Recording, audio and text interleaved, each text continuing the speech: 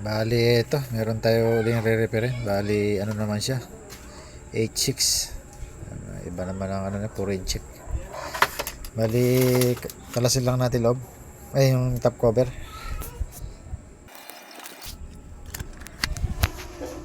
Bali ito yung ano, yung loob niya. Yan, puro dumi. Bali ito yung klase ng inverter lumalabas na ano, yung resistor mali yung posisyon niya. Papunta sa negative. Bali mali siya. Bali ano na rin pala yung ano nito, napag-cross na yung ano niya, yung lakasan saka yung ano niya sa control. Yung 220 saka ano 820.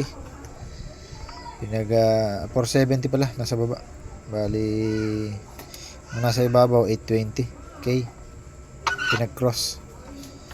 Bali yan. Tapos yung pindutan niya nakasama na rin sa loob. Ayan. Nakahinang na. Ayan. Bali check lang ako nung ano, nung parts na may sira. Hindi muna natin testingin. Check lang ako sandali din sa mga diode, baka may sira dito. Pangkaraniwan kasi pag ganito ang unit, diode kagad tinatamaan. Bali check ko lang, pagka wala naman saka natin testing. Bali wala naman siya shorted sa ano, sa diode niya. Bali testing natin. Bali naka-test valve na tayo. Bali ito yung switch na. Switch ko lang.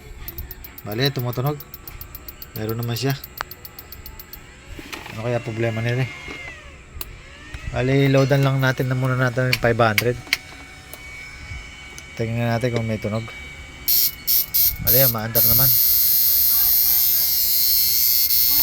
Okay naman ah. Bali okay naman siya. Try natin lagyan ng ano, 1K. Bali nawawala. Wala siya. Bali yan. Nagpo-protect siya. Ayawan ko lang. Ayaw tumunog. Po-protect. Ayan. Yun. Maandar siya. Kaya lang nagpo-protect siya. Bali hindi mo siya nag-iinit. Bali adjust ko lang yung ano. Bali ayusin ko ito kung ano mga ginagawa ko dito sa ano, sa kanya resistor. I-ayos natin. Tapos yung protect nya i-adjust natin. Lalagyan din natin siya ng protect. I-adjust natin para mawala.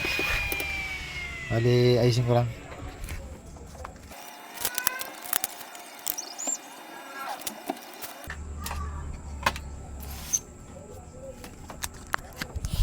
Bali babaguhin din natin yung mga parts dito nandito.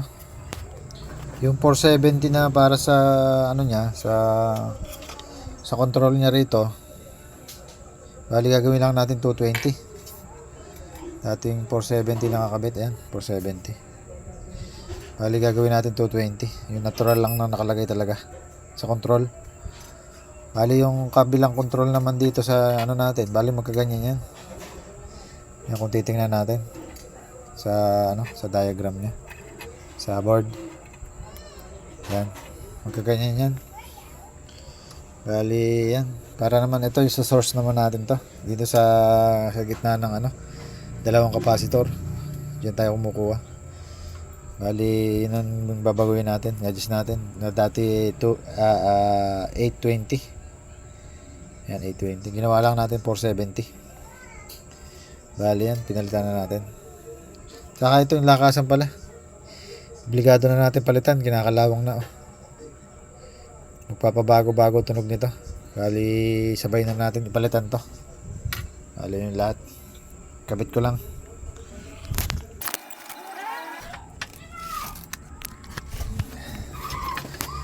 Bali ito na i-cut ko na nga pala yung nasa board natin dito. Ayan. Bali wala pa pala ditong jumper din sa negative ng capacitor. Bali lalagyan ko lang. Bali ito, naiabol ko na. Bali yan, nakakat din dito yan. Kasi yan yung resistor na nilagay natin yan, 4.7. papunta sa negative ng diode. Ayan. Bali dito okay na. Bali tinanggal din natin yung trimmer. Ito. Bali nirekta na lang natin to para dumiretso yung lakas niya. Bali ito yun. Direkta ko na lang. Ayan. Bali ito. Testing lang natin. Kabit ko muna. Bali ito. Testing natin. On ko lang. Bali may tunog. Bali lagyan natin dito.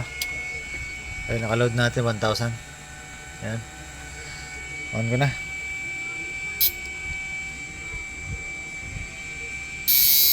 Bali yan. Mandar. Lakas natin. Ayan. Lakas. Try natin 2,000. Bali yan 2,000. Bali lakas natin. Yan, mandar 2,000. Bali sa problema nyo okay na.